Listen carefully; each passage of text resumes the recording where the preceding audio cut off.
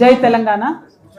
నాగర్ కర్నూల్ ప్రజలకు, ఇక్కడికి హాజరైనటువంటి మీడియా మిత్రులకు, జాగృతి కార్యకర్తలకు, నాయకులకు అందరికీ హృదయపూర్వకంగా నమస్కారాలు తెలియజేస్తా ఉన్నాను. తెలంగాణ జాగృతి జనంబాట అనేటటువంటి కార్యక్రమంతో ప్రతిరోజు కూడా మరి 33 జిల్లాలు తిరగాలనేటటువంటి సంకల్పంతో ఈ 33 జిల్లాలలో ఏదో కార్యక్రమాలకు వెళ్ళినామా వచ్చినామా అన్నట్టు కాకుండా ఆయా జిల్లాల్లో ఉండేటటువంటి క్షేత్రస్థాయి పరిస్థితులను పర్యవేక్షించాలనేటటువంటి ఉద్దేశంతో ప్రతి జిల్లాలో కూడా 2 రోజుల పాటు ఉంటూ ఆ రోజు ఆ జిల్లాలోనే మా కార్యకర్తల ఇళ్లలోనే బస చేస్తూ అక్కడ పరిస్థితులు తెలుసుకున్నటువంటి ఆ సమస్యలను తీసుకొని అధికార గణం మీద ఒత్తిడి తీసుకురావడం, ప్రభుత్వం మీద ఒత్తిడి తీసుకురావడం, ప్రజలకు తక్షణం రిజాల్వ్ చేసి ఇవ్వగలిగేటటువంటి సమస్యలను పరిష్కరించి ఇవ్వడం, దీర్ఘకాలిక సమస్యలను అర్థం చేసుకొని ప్రణాళికాబద్ధంగా వాటిని సాధించడం కోసం చేసేటటువంటి పోరాట నిర్మాణాన్ని చేయడం, ఈ లక్ష్యాలతో నుండి ఈ ప్రాంతంలో డెవలప్మెంట్ అనేది వెనుకకైపోయింది. ఆనాటి నుండి ఈనాటి వరకు కూడా 1904 నుండి ఇప్పటి వరకు కూడా రైలు కూత మాత్రం నాగర్ కర్నూల్లో వినపడలే.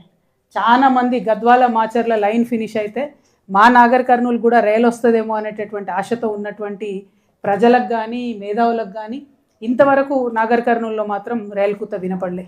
సరే, ఉమ్మడి రాష్ట్రంలో ఎలాగో జరగలేదు, ప్రత్యేక రాష్ట్రం వస్తే మన రాష్ట్రం వస్తే జరుగుతుందని అనుకుంటే మన రాష్ట్రం వచ్చిన 12 ఏళ్ళు అయినా కూడా కనీసం గద్వాల మాచర్ల లైను సర్వేలు చేసుకుని వదిలేసినారు తప్పితే ఇంతవరకు కూడా మరి ముందుకెళ్ళలేదు. స్థానికంగా ఉండే ఎంపీ గారిని నేను డిమాండ్ చేస్తూ ఉన్నాను, మీరన్నా ఇప్పటికీ టేకప్ చేయండి. గద్వాల మాచర్ల లైన్ టేకప్ చేస్తే నాగర్ కర్నూలు నుంచి రైలు పోతే అభివృద్ధి అనేది ముందుకు పోతుంది అన్న విషయాన్ని ఈ సందర్భంగా గుర్తు చేస్తూ ఉన్నాం. నిజంగా ఇప్పుడున్నటువంటి నాగర్ కర్నూలులో ఉన్న 4 నియోజకవర్గాలను చూసుకుంటే దాదాపు 36% అటవీ ప్రాంతం ఇప్పుడున్న మన నాగర్ కర్నూలులో.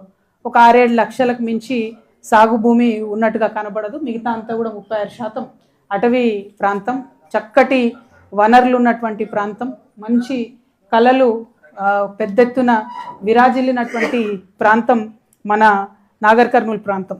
ముఖ్యంగా ఈ నల్లమల్ల కొండల్లో ఆదిమ గిరిజన జాతికి సంబంధించినటువంటి ప్రిమిటివ్ ట్రైబ్స్ అంటాం మనం, చెంచులు ఉన్నారు. మరి ఈ చెంచు పెంటలకు మీ అందరికి గుర్తుండి ఉంటుంది, దాదాపు 14 ఏళ్ల క్రితం అనుకుంటా నేను ఆనాడు సాంబశివుడు అన్న ఉండే, సాంబశివుడు గారు ఇద్దరం కలిసి అప్పుడు డిబీర్స్ అనే ఒక డైమండ్ మైనింగ్ సంస్థను పెడతాము అని అంటే ఉమ్మడి రాష్ట్రంలో ఎట్టి పరిస్థితుల్లో పెట్టనిచ్చేది లేదు. ఇక్కడ పెద్ద పులి శాంక్చురీ ఉంది, పెద్ద ఎత్తున టైగర్ రిజర్వ్ ఉంది ఆమ్రాబాదు. ఆ టైగర్స్ డిస్టర్బ్ అవుతాయి, చెంచు పెంటలు డిస్టర్బ్ అవుతాయి అని చెప్పి ఆనాడు డిబీర్స్ మీద ఉద్యమం చేసి నేను సాంబశివుడు అన్న ఆపడం జరిగింది. ఆ ఒక్క కనెక్షన్ ఫస్ట్ నుంచి ఈ జిల్లాతోని మాకున్నది. తర్వాత తెలంగాణ రాష్ట్ర సాధనలో భాగంగా అనేక సార్లు నాగర్ కర్నూలు వచ్చిపోవడం జరిగింది. రాష్ట్రం వచ్చినాకనే చాలా తక్కువ వచ్చిన, రాష్ట్రం రాకముందు మాత్రం పదే రావడం అయితే జరిగింది. అదేవిధంగా మరి ఇక్కడ ఉన్నటువంటి చారిత్రక మన చాలా కోటలు ఉన్నాయి. అంటే కోటలలో రకరకాలు ఉంటాయి. మన జల కోటలు ఉంటాయి, చుట్టూ నీళ్ళు ఉండేటి, వనదుర్గాలు ఉంటాయి, అట్లానే స్థల దుర్గాలు ఉంటాయి, గిరిదుర్గాలు ఉంటాయి. ఇవన్నీ కూడా మనకు పెద్ద ఎత్తున మన నాగర్ కర్నూలులో కనపడతాయి. మరి అదేవిధంగా ఇప్పుడున్నటువంటి ప్రత్యేకించి మన కుంకుడుకాయలు, మన అక్కారం కుంకుడుకాయలు ఏవైతే ఉంటాయో ఇంటర్నేషనల్ మార్కెట్లో కూడా మంచి డిమాండ్ ఉంటుంది. వాటితో షాంపుల్ చేసేటటువంటి పరిస్థితి ఉంది. కాకపోతే మనం ఇప్పటికి కూడా వాటిని జీసీసీలలో కొంటున్నాం, ఐటీడీఏలో కొంటున్నాం తప్పితే రెగ్యులర్గా మార్కెట్ చేద్దాము, దీన్ని ఒక కమర్షియల్ యాక్టివిటీ కింద చేద్దాం అనేటటువంటి ప్రయత్నం రాష్ట్రం వచ్చినాక కూడా జరగకపోవడం అన్నది కరెక్ట్గా లేదు. అదేవిధంగా మంచి చాలా డైవర్స్ ఫ్లోరా అండ్ ఫౌనా అంటాం కదా, యానిమల్స్ ఉన్నాయి ఇక్కడ. ఈ ఉడతలలో ఒక పర్టికులర్ వెరైటీ ఉంటుంది, బిట్టు ఉడత అని. ఇక్కడ మామూలు ఉడత కన్నా పెద్దగా ఉంటుంది, చాలా పాపులర్. దాని గురించి కూడా మనము పెద్ద ఎత్తున అడ్వర్టైజ్మెంట్ చేసినట్టు కనపడదు. ఎందుకంటే ఇవన్నీ ఏమైందంటే ఇంటర్నేషనల్ యూనివర్సిటీస్ని, టూరిజంని అట్రాక్ట్ చేసేటటువంటి పరిస్థితి ఉంటుంది. అదేవిధంగా మన ఇక్కడ చింతపండు ప్రాసెసింగ్ కానీ, షాంపూ తయారీల కేంద్రం కానీ, ఇంకా చాలా అడవి మీద ఉండి దాన్ని మార్కెట్ చేసుకునేటటువంటి పరిస్థితి ఉంది. కాకపోతే ప్రతి జిల్లాలో ఎక్కడెక్కడైతే అడవులు ఉన్న జిల్లా, అది ఖమ్మం కావచ్చు, మన మహబాద్ కావచ్చు, ఈ అన్ని జిల్లాలలో కూడా ప్రాబ్లం ఏమైందంటే ఈ జీసీసీలు సరిగ్గా పనిచేస్తలేవు. ఐటీడీఏ నుంచి వచ్చేటటువంటి నిధులు కరెక్ట్గా మరి వాడుతున్న పరిస్థితి కనబడడం లేదు. దాంతో ఈ చెంచులకు కానీ ప్రిమిటివ్ ట్రైబ్స్కి కానీ చాలా ఇబ్బంది అవుతుంది. దాని మీద ప్రభుత్వం దృష్టి పెట్టాలని చెప్పి నేను కోరుతా ఉన్నా. ఇక నేను ఇందాక చెప్పిన కళలకు కానాచిగా నాగర్ కర్నూలు ఉన్నదని చెప్పి పర్టికులర్లీ దాదాపు 5,000 పైగా ప్రదర్శన ఇచ్చినటువంటి హరికథకురాలు పద్మలయ ఆచార్య గారు కొల్లాపూర్ నుంచి ఆ మేడం ఉన్నది. ఆమె చాలా పాపులర్. అట్లానే ప్రముఖ వాగ్గేయకారుడు గోరెటి వెంకన్న గారు మొన్నటిదాకా కౌన్సిల్లో మాకు బెంచ్మేట్ కూడా. ఈ అన్న అంటే చాలా పాపులర్. ఆయన రాసిన పాటలంటే మనందరికి కూడా ప్రాణము. అట్లానే పాలోజు సత్యం గారు ఎంతోమంది విద్యార్థులకు సాంప్రదాయ నృత్యాలు నేర్పిస్తున్నటువంటి పాలోజీ సత్యం గారు. ఇంకా అనేక మంది ఉన్నారు. గణిత శాస్త్రజ్ఞులు కూడా ఉన్నారు ఇక్కడ ఈ జిల్లా నుండి చాలా మంది ఉన్నటువంటి సందర్భం. అదేవిధంగా మన జిల్లాలో క్వాడ్స్ ఎక్కువ ఉంటుంది. ఆ క్వాడ్స్ మినరల్ని మరి మైనింగ్ కొంత ప్రాబ్లమ్స్ ఉన్నాయని చెప్తున్నారు, కానీ ఆ క్వాడ్స్ మినరల్ అయితే మన దగ్గర ఉంటుంది. దాని నుండి జిల్లాకు వస్తున్నటువంటి ఆదాయం ఏంటి అన్నది మనం కొంచెం ఇంకా ఆలోచించి దాన్ని యూసేజ్లోకి తీసుకురావాల్సినది ఉన్నది. అట్లానే కృష్ణా దుందుబి కృష్ణా దుందుబి ఈ రెండు ప్రధానమైనటువంటి నదులు. మరి ఈ రెండు నదుల్లోంచే అనేకమైన ఇరిగేషన్ ప్రాజెక్ట్స్ కానీ అంతో ఎంతో సాగైతున్నది ఈ జిల్లాలో ఉన్నటువంటి సందర్భం. ఇక దేవాలయాలకైతే లెక్కనే లేదు. శ్రీశైలానికి ముఖద్వారంగా ఉన్నాం. నాకు బాగా ఇష్టమైనటువంటిది మల్లెల తీర్థం. చాలాసార్లు దిగి ఎక్కినాం. ఆల్మోస్ట్ నాగర్ కర్నూలు మన తెలంగాణ ఊటీగా చెప్పొచ్చు, అంత బ్యూటిఫుల్ ఉంటుంది ఆ క్షేత్రం. ఉమామహేశ్వర ఆలయం కావచ్చు, ఇవన్నీ కూడా చాలా పెద్ద ఎత్తున ఉన్నాయి. పర్టికులర్గా సోమశిల టు శ్రీశైలం ఆ టూరిజం స్ట్రిప్ కూడా మంచిగా ఉంటుంది. ఇంకొంచెం డెవలప్ చేయాల్సి ఉంటుంది, కానీ అది చాలా మంచిగా ఉంటుంది. అట్లానే మన ఈ జిల్లాకు సంబంధించి బాధాకరమైన విషయం ఒకటే ఏంటంటే అక్షరాస్యత మాత్రం పెరుగుతలేదు. 54% ఉన్నది. అది బాగా పెరిగుంటే బాగుండేది. ఇంకా పెరిగేటట్టుగా కొంచెం ప్రభుత్వాలు కానీ ప్రజాప్రతినిధులు కానీ శ్రద్ధ పెట్టుంటే బాగుంటుందని చెప్పి నాకు పర్సనల్గా అనిపిస్తుంది. అయితే ఇట్లా ప్రతి జిల్లాకు 2 రోజులు పోయినప్పుడు మా ప్రాధాన్యత అంశాలుగా మేము తీసుకున్నది ఏంటంటే, 1 ఖచ్చితంగా హాస్పిటల్ చూస్తూ ఉన్నాం, 2 విద్యాలయాలు పాఠశాలలు చూస్తూ ఉన్నాం, 3 వాటర్ ప్రాజెక్టులు చూస్తూ ఉన్నాం. సో ఇవాళ పొద్దున్నే ఫస్ట్ వస్తూనే మేము వట్టెం దగ్గర ఏదైతే పంప్ హౌస్ ఇదివరకు మునిగిపోయిందో ప్లస్ వట్టెం రిజర్వాయర్ కూడా చూసి రావడం జరిగింది. అదేవిధంగా మళ్ళీ ఇవాళ రేపు కూడా ఇంకా 2 రిజర్వాయర్లు కూడా చూసేటివి ఉన్నాయి. ఎల్లూరు రిజర్వాయర్ ఒకటి, ఇట్లా అనేకమైన కార్యక్రమాలు ఇవాళ రేపు కూడా ఉన్నటువంటి సందర్భం. ప్రత్యేకించి మన కృష్ణా జలాల్లో తెలంగాణ ఆవిర్భావం తర్వాత కూడా మన జిల్లాకు అన్యాయమే జరిగిందని చెప్పాలి. ఎందుకోసం? అసలు యుద్ధం జరిగిందే, నీళ్లలో నిప్పురవలు రగిలిందే తెలంగాణలో నీటి కోసం, నీటి వాటా కోసం. కృష్ణ అనేటటువంటి నది మన మహబూబ్ నగర్, ఉమ్మడి మహబూబ్ నగర్లో ఎంటర్ అయితే అది బయటికి వెళ్ళేంత వరకు కూడా దాదాపు 308 కిలోమీటర్లు మన మహబూబ్ నగర్ ప్రాంతంలో పారుతుంది. కానీ ఎన్నడూ కూడా మనం ఉన్నటువంటి కెపాసిటీకి సంబంధించి కూడా నీళ్ళు వాడుకోలేకపోయినాం. సరే, అన్ని రకరకాల లెక్కలు చెప్పి 299 టీఎంసీలు మనము వాడుకునే పరిస్థితి ఉందని చెప్పినారు, కానీ అవి కూడా మనం ఎన్నడూ కూడా ఫుల్ కెపాసిటీకి వాడుకోలేదు. సో అల్టిమేట్గా మనకు కృష్ణాలో 550 టీఎంసీలు రావాలి. 550 టీఎంసీలు రావాలంటే మొత్తం కృష్ణా పరివాహక ప్రాంతమైనటువంటి మహబూబ్ నగర్లో దాన్ని వాడుకునేటటువంటి ఆస్కారం ఉన్నాయి. పాలమూరు రంగారెడ్డి కట్టినాం. పాలమూరు రంగారెడ్డి కట్టినప్పుడు ఏమైంది? ఏదైతే అంతకుముందు ఎక్సెస్ ఉన్నాయో 45+45 90 టీఎంసీకి కడుతున్నామని బీఆర్ఎస్ గవర్నమెంట్ మొదలుపెట్టినటువంటి పరిస్థితి మనం చూసినాం. కానీ ఎట్లయితే కాళేశ్వరం ఉరుకులు పెట్టిందో అట్లా పాలమూరు రంగారెడ్డి ఉరుకులు పరుగులు పెట్టుంటే ఈ పాటికి రిజల్ట్ వేరేగా ఉంటుండే. కానీ అట్లా జరగలే. ఇప్పుడు మేము పోయి వచ్చిన వట్టెం రిజర్వాయర్ కట్టిండ్రు కరెక్టే, కానీ దానికి సంబంధించిన కాలువలు కానీ దానికి సంబంధించినటువంటి వ్యవస్థ కానీ ఎక్కడ తయారు కాలే. నిన్న బీఆర్ఎస్ పార్టీకి సంబంధించి ఇప్పుడు చేస్తున్నటువంటి క్లెయిమ్ ఏంటిదంటే, ఉమ్మడి మహబూబ్ నగర్ జిల్లాలో మేము 6.5 లక్షల ఎకరాలకు కొత్తగా నీళ్ళు ఇచ్చినాం తెలంగాణ వచ్చిన తర్వాత. కరెక్టే, దాంట్లో డౌట్ ఏం లేదు. కానీ అసలు మహబూబ్ నగర్ జిల్లా విస్తీర్ణం భారతదేశంలోనే నంబర్ 1 జిల్లా. మన విస్తీర్ణంలో 30 లక్షల ఎకరాల పైచీలకు ఉండేటటువంటి జిల్లా. అంటే 25 లక్షలు దాదాపుగా పంటలు పండించుకునే భూములే ఉన్నాయి.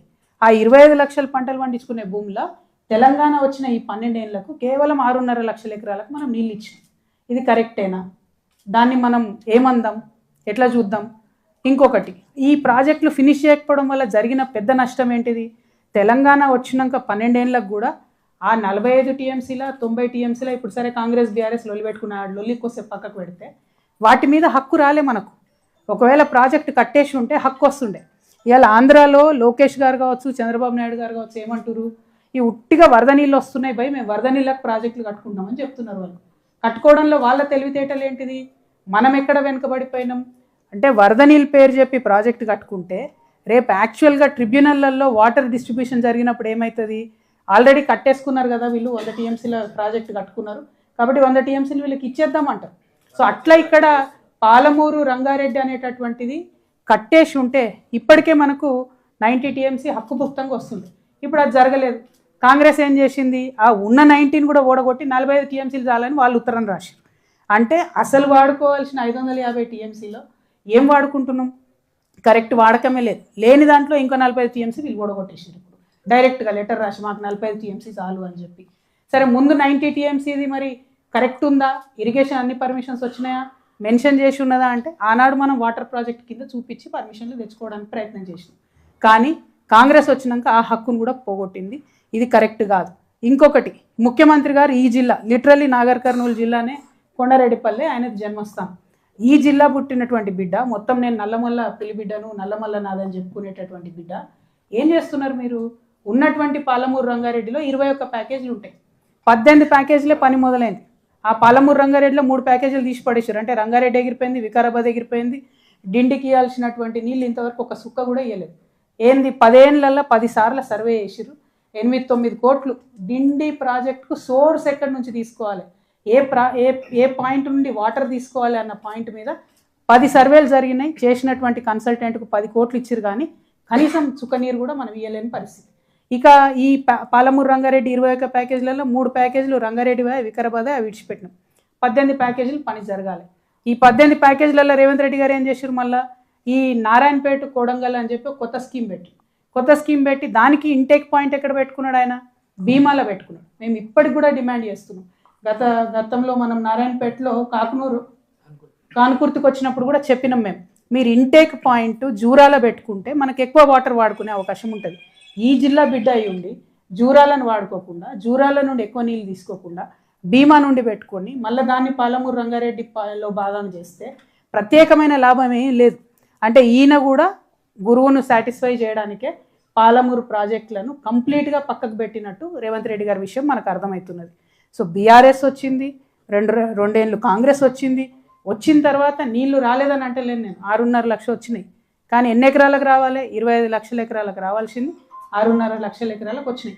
ఆడికే మన పాలమూరు బిడ్డలు మంచోళ్ళు కాబట్టి అంతకుముందు ఆ మాత్రం కూడా నీళ్లు చూడలేదు కాబట్టి 14లో 13 సీట్లు గెలిపించారు. 13 సీట్లు గెలిపిస్తే మనం చేసింది ఏంది?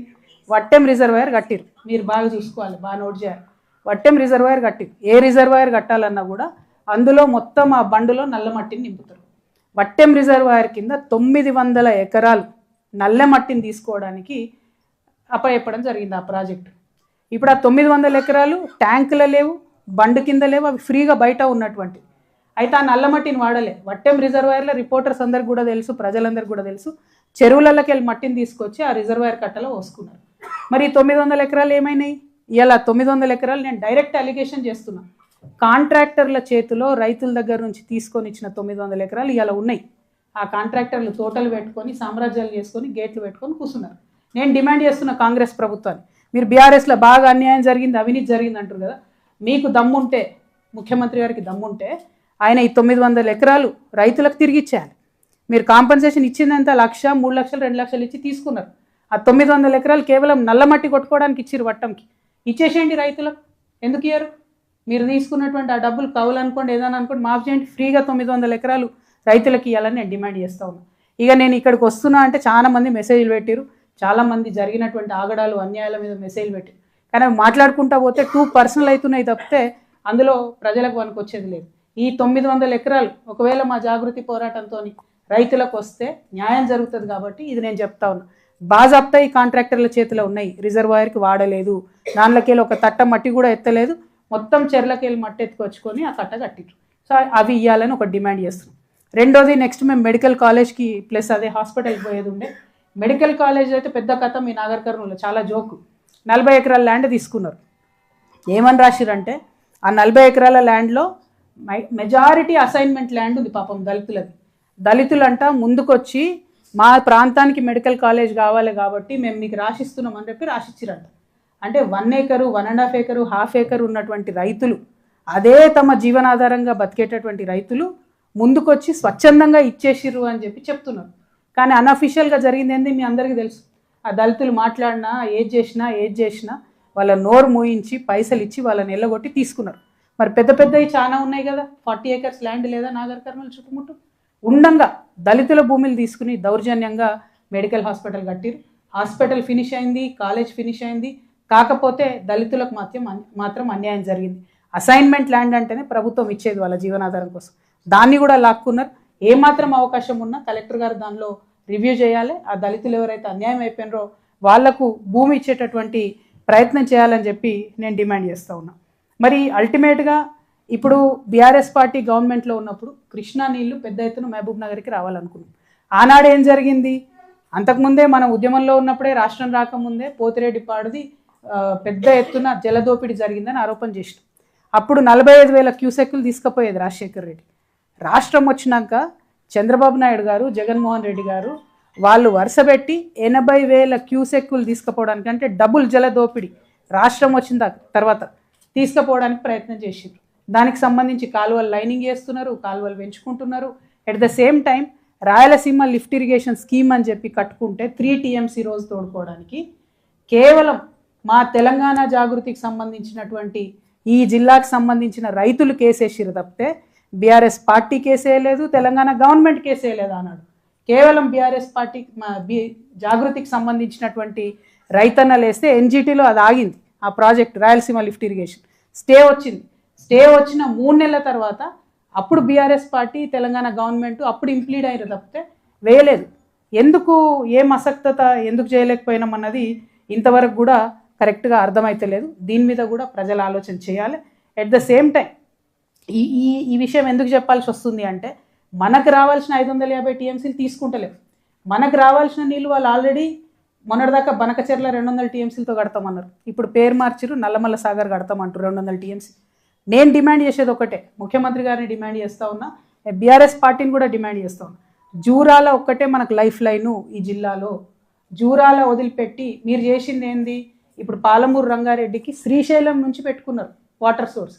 శ్రీశైలం అంటే ఏంది, ఉమ్మడి ప్రాజెక్ట్. ఉమ్మడి ప్రాజెక్టులో వాటర్ సోర్స్ పెట్టుకుంటే ప్రతిదానికి మన జుట్టు కేంద్రం చేతిలో ఉన్నట్టే. ఇది అంతర్రాష్ట్ర ప్రాజెక్ట్ అవుతుంది. జల వివాదానికి, పర్మనెంట్ జల వివాదాలకు మనం తెరదీసినట్టు అయింది.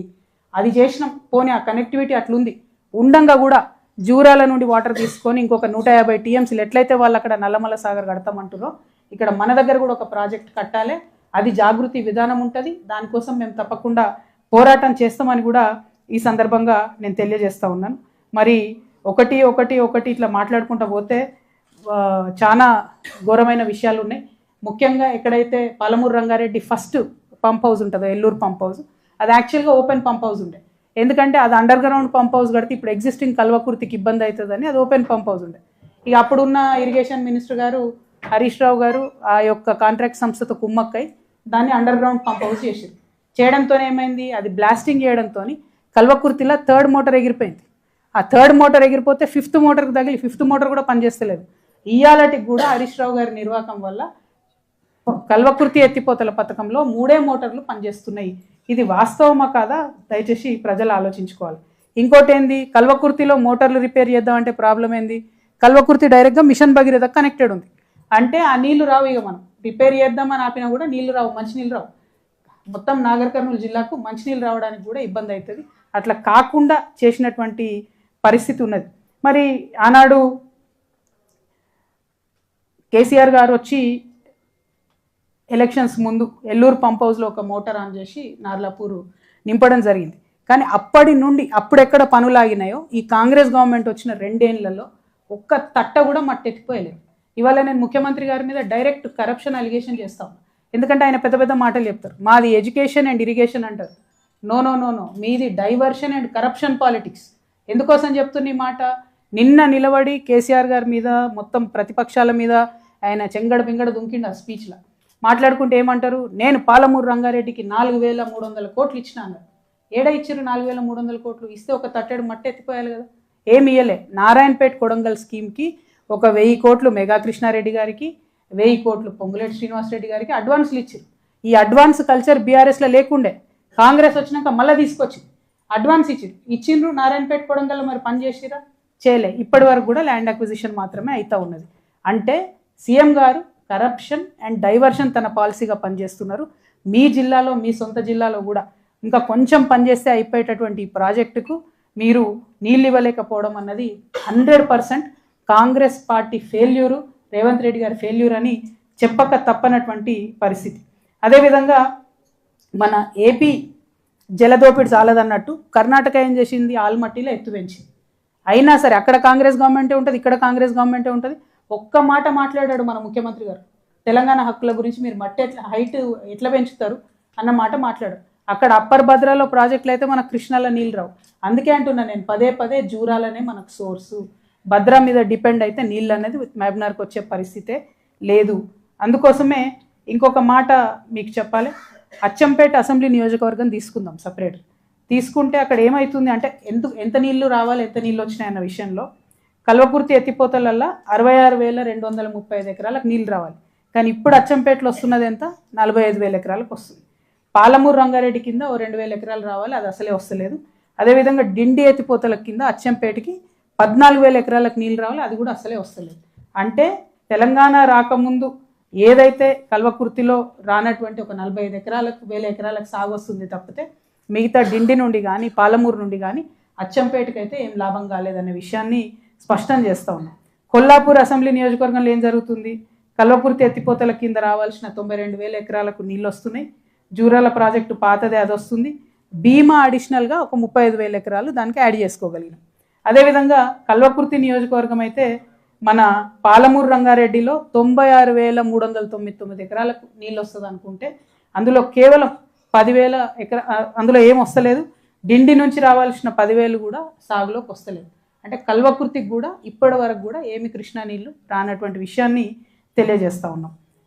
కల్వకుర్తి లిఫ్ట్ రిపేర్ అయినాక మాత్రం ఒక 40,000 ఎకరాలకు వస్తుంది, 70,000 బదులు 40,000 ఎకరాలకు వస్తుంది. ఇదే మన నాగర్ కర్నూలులో చూసుకుంటే పాలమూరు రంగారెడ్డి నుంచి 71,433 ఎకరాలకు నీళ్ళు రావాలి, అది మాత్రం ఇంతవరకు ఒక చుక్క కూడా నీళ్ళు వస్తలేదు. సో ఇట్లా ఒక్కొక్కటి చూసుకుంటూ పోతే రైల్వే రాలేదు, మంచినీళ్ళు సాగునీరు రాలేదు. అదేవిధంగా నాగర్ కర్నూలు పట్టణంలో మౌలిక వసతులకు సంబంధించి చూసుకుంటే చిన్న వాన పడితే చాలా రోడ్లన్నీ పాడవుతున్నాయని చెప్తా ఉన్నారు. నేనైతే చూడలేదు ఎప్పుడు నాగర్ కర్నూలు టౌన్లో. అట్లానే పట్టణంలో రింగ్ రోడ్ ఫినిష్ కాక ఏండ్లకేండ్లు పెండింగ్ ఉండడంతో చాలా ఇబ్బంది అవుతున్నదని చెప్పినారు. అట్లానే అమరాబాద్ అచ్చంపేట ప్రాంతాల్లో గిరిజన తాండాలు చెంచుగూడాలు ఇప్పటికి కూడా అభివృద్ధికి ఆమడ దూరంలోనే ఉన్నాయని చెప్పక తప్పదు. ఇక దుందుబి నది ఉన్నది, దాంట్లో ఇసుక దోపిడీ యథాతథంగా సాగుతుంది. బీఆర్ఎస్లో సాగింది, కాంగ్రెస్లోకి వచ్చినాక అయితే ఇక మరీ భయంకరంగా ముఖ్యమంత్రి గారు ఫోటో వేసుకొని మరీ చేస్తున్నటువంటి పరిస్థితి ఉన్నది. ఈ ఇసుక మాఫియాని, ఇసుక దోపిడీని అరికట్టకపోతే బోర్లు ఎండిపోయే పరిస్థితి ఉంటుంది, వాగంతా కూడా డిస్టర్బ్ అయ్యే పరిస్థితి ఉంటుంది. దీని మీద అధికారులు దృష్టి పెట్టవలసిందిగా నేను కోరుతా ఉన్నాను. ఇవాళ తెలంగాణ జాగృతి జెండా ఎత్తి బయటకి బయలుదేరాల్సినటువంటి అవసరం ఏముంది అనేటటువంటి విషయంలో మీకు కొంత స్పష్టత నేను ఇవ్వదలుచుకున్నాను. ఒకటి, తెలంగాణ రాష్ట్రం వచ్చిన తర్వాత నేను బీఆర్ఎస్ పార్టీలో ఉన్నప్పుడు కూడా ఈ మాట చెప్పినందుకే నా మీద లొల్లి గట్టిగా అయింది.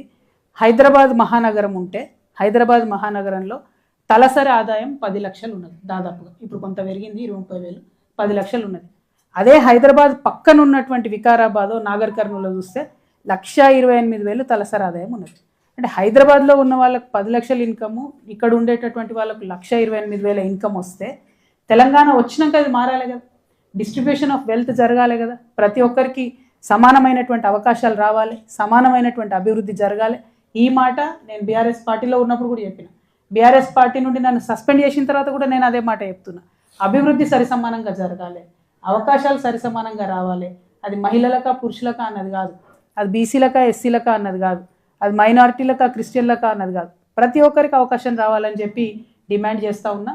అందుకే సామాజిక తెలంగాణ సాధన కోసం తెలంగాణ జాగృతి కట్టుబడి ఉంది, దానికోసం పనిచేస్తామనేటటువంటి నినాదంతో మేము బయలుదేరడం జరిగింది. అంతకు ముందైనా ఎప్పుడు చూసినా తెలంగాణ జాగృతి సంస్థ పుట్టినప్పటి నుండి ఇప్పటి వరకు కూడా దాదాపు 80-85% మా సంస్థాగతమైనటువంటి బాధ్యతలన్నీ కూడా ఎస్సీ ఎస్టీ బీసీ మైనారిటీ మహిళలకే ఇవ్వడం జరుగుతుంది. ఫ్యూచర్లో కూడా మా ప్రాధాన్యతలు అట్లానే ఉంటాయి. సమాజంలో అందరూ బాగుండాలి, అందరం కలిసి ఉండాలనుకుంటాం. ముఖ్యంగా మేము జయశంకర్ గారు చెప్పినటువంటి ఫిలాసఫీతో సంస్థ పెట్టినటువంటి వాళ్ళం. जयशंकर साहब हमें हमेशा एक ही बात बताते थे कि हम जयशंकर साहब उस्मानिया यूनिवर्सिटी में काम करते थे। जब वो उस्मानिया यूनिवर्सिटी में काम करते थे, नीचे से ऊपर जाते जाते आधे बार नमस्ते करते थे, आधे बार सलाम करते हुए वो ऊपर जाते थे क्लासरूम में पहुंचने तक। लेकिन आते आते हालत ऐसा हो गया कि माइनॉरिटियों का रिप्रेजेंटेशन, चाहे वो गवर्नमेंट एम्प्लॉयमेंट में होने दीजिए, सियासत में होने दीजिए, या किसी नॉमिनेटेड पोस्ट में होने दीजिए, सिवाय वक्फ बोर्ड के और हज कमेटी के अलावा कोई मेन स्ट्रीम में पोजीशंस कभी भी नहीं दिए बोल के जयशंकर साहब पहले बताते थे। तेलंगाना आने के बाद थोड़ा बदला, केसीआर साहब बीआरएस पार्टी में थोड़े मौके दिए, डिप्टी सीएम तक भी दिए, लेकिन जो असली इश्यूज है, जो पसमानदगी को एड्रेस करने वाले इश्यूज है, जो सियासती अपना रिप्रेजेंटेशन, पॉलिटिकल रिप्रेजेंटेशन बढ़ाने के बातें हैं, उनमें कुछ भी बढ़ोतरी नहीं हुआ। जो 12% रिजर्वेशन की बात हुई थी उसमें कुछ बढ़ोतरी नहीं हुआ। उसके वास्ते भी जागृति काम करेगी, पॉलिटिकल रिप्रेजेंटेशन बढ़ाने के लिए हम काम करेंगे। ज़रूर सबसे ज़्यादा इम्पॉर्टेंट इकोनॉमिक बेनिफिट के लिए हम काम करेंगे, चाहे बीआरएस गवर्नमेंट होने दीजिए, कांग्रेस गवर्नमेंट होने दीजिए। बजट नाम के वास्ते देते हैं, खर्चा आधा भी नहीं करते हैं माइनॉरिटीज़ के इश्यू में। और माइनॉरिटी बोले तो सिर्फ माइनॉरिटी मुस्लिम के नाम पे देके क्रिश्चियंस को, सिख्स को कम्प्लीटली इग्नोर किया गया। इसीलिए हमने तेलंगाना जागृति में 3 डिफरेंट कमेटी बनाए। माइनॉरिटी मुस्लिम कमेटी भी है, माइनॉरिटी क्रिश्चियन कमेटी भी है, माइनॉरिटी सिख कमेटी भी है। तो सबके लिए काम करने के लिए जागृति आगे बढ़ रही है। आगे चल के भी आप सबका साथ हम चाहते हैं। खासकर हमारे खवातीनों से मैं रिक्वेस्ट करना चाहती हूँ, जो आज कांग्रेस सरकार है, जितने भी वायदे वो हमारे साथ करे, उन सब में वो पीछे रह गए। चाहे वो 2500 का वायदा होने दीजिए, 1 तोला सोने का देने का वायदा होने दीजिए, और ये फ़ी रिएम्बर्समेंट के, जो अपने बच्चों के तालीम के वास्ते जो फ़ी रिएम्बर्समेंट है वो देने में, हर चीज़ में कांग्रेस हमें फेल कर चुकी है। तो आगे एक अच्छे ऑल्टरनेटिव, जो सबके साथ लेके चलने वाला ऑल्टरनेटिव चाहिए। इसीलिए तेलंगाना जागृति आगे आई है, आपके साथ मिलके काम करेंगे, आपका साथ चाहते हैं, आपका आशीर्वाद भी चाहते हैं। సో ఈ విధంగా నాగర్ కర్నూలు ప్రజలు నేను కోరేది ఒకటే, నాగర్ కర్నూలుకి హక్కుభుక్తంగా రావాల్సినటువంటి నీళ్లు, నిధులు, నియామకాలు, వీటిలో ఏమి చూసుకున్నా కూడా రావాల్సిన వాటా ఇంకా చాలా మిగిలే ఉంది, జరగాల్సినటువంటి పోరు ఇంకా చాలా మిగిలే ఉంది. దానికోసం జాగృతి ముందుకు వచ్చింది. ఇవాళ వచ్చినమా పోయినమా అన్నట్టు కాకుండా, వచ్చి ఈ 2 రోజుల్లో మేము చూసేటటువంటి సమస్యల పరిష్కారం కోసం మా కమిటీలు కూడా పటిష్టంగా నిర్మాణం చేస్తాం. పోరాటాలు కూడా నిర్దిష్టంగా నిర్దేశించుకొని, ఒక లక్ష్యం పెట్టుకొని గోల్ ఓరియంటెడ్గా పనిచేస్తామని తెలియజేస్తూ, నాగర్ కర్నూలు ప్రజలకు, హాజరైనటువంటి మీడియా మిత్రులకు, జాగృతి నాయకులకు, కార్యకర్తలకు థ్యాంక్ యూ. జై తెలంగాణ, జై తెలంగాణ, జై జాగృతి, జై జాగృతి. ఏమన్నా ఒక నిమిషం మెడికల్ కాలేజీ భూమి నుంచి మాట్లాడారు మేడం. అయితే అదే సమయంలో పాలమూరు రంగాల్లో 26,000 ఎకరాల భూమి మొత్తం సెంచరవి, దంబడిలవి, పేదలవి పోయినాయి. ఇప్పటికి కూడా కోర్టులో కొన్ని కేసులు నడుస్తున్నాయి. ఇక్కడ కూడా ఇప్పుడు సులభాయ తండ కొల్లాపూర్లో ఇంకా దాదాపు 2.5 ఎకరాల భూమి ఇవ్వలేక రైతులు కొట్లాడుతూ వాళ్ళు ఇబ్బంది జరగలేదు. గోకారం ప్రాంతం, ఎర్రవెల్లి ప్రాంతంలో దీనిపైన మీరు మాట్లాడతారు. రేపు కూడా వెళ్తున్నామన్న, గోకారంకు పోతున్నాం రేపు, అట్లానే RRR బాధితుల దగ్గరకు పోతున్నాం. అంటే ప్రత్యేకించి నేను ఎప్పుడైతే జిల్లాల బాట బట్టి తిరుగుతూ ఉన్నానో, ప్రతి జిల్లాలో, ప్రతి నియోజకవర్గంలో పేదల పట్ల జరిగినటువంటి అనేక ఆకృత్యాలు బయటకు వస్తున్నాయి. చాలా అన్యాయం జరిగింది, చాలా విషయాలు, చాలా చోట్ల రైతులకు బేడీలేసి తీసుకుపోయినారు. నోరు లేనటువంటి చిన్న సన్నకారు రైతుల భూములు అనేకం పోయినాయి. RRR లాంటి వాటిలలో, ప్రాజెక్టులు లాంటి వాటిలలో చాలా కన్వీనియంట్గా పెద్దోళ్ళ భూములను కాపాడి పేదోళ్ళని ఎత్తికొట్టినటువంటి విషయాలు సుస్పష్టంగా విత్ ఎగ్జాంపుల్స్ మాకు తెలియవస్తూ ఉన్నాయి. వాటి మీద ఖచ్చితంగా మా ఫైట్ ఉంటుందన్న. రేపు మీరు చెప్పినటువంటి ప్లేసెస్ కూడా వెళ్తూ ఉన్నాం. అవన్నీ చూసినాక ప్రెస్ మాట్లాడితే బాగుండేది, కానీ రేపు అక్కడికి వెళ్తే మళ్ళీ ఇటు రావడం కష్టమవుతుంది. కాబట్టి ఇది జిల్లా హెడ్-క్వార్టర్ కాబట్టి ఇక్కడ మీ అందరినీ కలవాలన్న ఉద్దేశంతో ఈరోజు మాట్లాడుతూ ఉన్నాం. ఇప్పుడు కూడా మేము వట్టెం నుంచి వస్తూ ఉంటే, అదేం ఊరన్నా, కారుకొండనా? కారుకొండ. అయితే దానికేలే వస్తున్నాం. అయితే అక్కడ విచిత్రమైన విషయం గమనించిన నేను, ఇక్కడే కాదు, మేము పోయి అన్ని జిల్లాలలో ఈ రిజర్వాయర్లలో చూస్తూ ఉంటే, నిన్న బస్వాపూర్ పోయినాం, అది కూడా రిజర్వాయర్ అయింది, ఇంకా నింపలే. వర్షం నీళ్లకు కొంత మటుకు నిండింది. ఆ కొంత మటుకు నిండిన వాటితోనే ఆ రిజర్వాయర్ల పక్కన ఉన్న ప్రతి గ్రామంలో బోర్లన్నీ మీదకి ఎగదంతున్నాయి, బాత్రూమ్లలో నీళ్ళన్నీ ఉల్టా వస్తున్నాయి, ఆ ఇండ్లంతా మొత్తం తేమ పట్టిపోతుంది. ఒకవేళ ఈ వట్టెం ప్రాజెక్ట్ మొత్తం నిండింది అనుకోండి, ఆ ఊరు వాళ్ళ పరిస్థితి ఏంటి? వాళ్ళు ఇప్పటి నుంచే భయపడుతున్నారు. అరే మాకేమన్నా ఆల్టర్నేట్ ఎక్కడైనా చూపియండి, మరి మేము వెళ్ళిపోతాం కదా అన్నట్టు మాట్లాడుతున్నారు. కానీ అన్ఫార్చునేట్లీ అసలు ఆ ఆలోచనే చేయలేదు ప్రభుత్వం. ఆ ఆలోచన జరగాలి. ఇప్పుడున్న ప్రభుత్వం అన్న దయచేసి ఆలోచన చేయాలి. ఎందుకంటే రిజర్వాయర్లకు లిటరలీ ఆ రిజర్వాయర్ గోడను ఆనుకొని ఉన్న ఊర్ల పరిస్థితి అయితే ఘోరమే ఉన్నది. ఇప్పుడు మేము చూసిన కారుకొండ రెవెన్యూ మొత్తం ట్యాంకులు వెళ్ళిపోయింది, రెవెన్యూ మొత్తం ఆ వట్టెం రిజర్వాయర్లు వెళ్ళిపోయింది. ఓన్లీ ఇండ్లు మిగిలినాయి. ఆ మిగిలిన ఇండ్లకు కూడా ఈ ఇబ్బందులు ఉన్నాయి. నిన్న మేము చూసిన బసవాపూర్లో అక్కడ కూడా సేమ్ ప్రాబ్లం. 50 ఎకరాలు బయట మిగిలింది, ఊరు మిగిలింది, మొత్తం మిగతా భూమి అంతా పోయింది. కానీ అంత పక్కన అంటే కుండ ఉన్నట్టే ఉంటుంది కదా, సముద్రం ఉన్నట్టే ఉంటుంది. దాంతోనే మొత్తం నిమ్ము రావడం, నీరు రావడం, 50 మీటర్స్ లోపలికి కూడా పోకపోతే నీళ్ళు రావడం బోర్లలో. అంటే ఆ తేమ శాతం అంత పెరిగింది, భూగర్భ జలాలు పెరిగినాయి. దాంతో ఫ్యూచర్లో ఇబ్బంది అవుతుంది. కాబట్టి ఈ జిల్లాలో ఇంకా చాలా చాలా ట్యాంక్స్ ఉన్నాయి, చాలా చోట్ల ల్యాండ్ అక్విజిషన్ చేసిరు. కాబట్టి అధికారులు ప్రభుత్వం ఇప్పటి నుంచే దాని మీద ఆలోచన చేయాలి. లేకపోతే వన్స్ ఆ ట్యాంక్స్ నిండిన తర్వాత మాత్రం రీప్లేస్ చేయడం, వాళ్ళని రీలొకేట్ చేయడం ఇబ్బంది అవుతుంది అన్న విషయాన్ని కూడా ఈ సందర్భంగా ప్రభుత్వాన్ని డిమాండ్ చేస్తూ ఉన్నాం. Thank you. జై తెలంగాణ. జై తెలంగాణ. జై జాగృతి.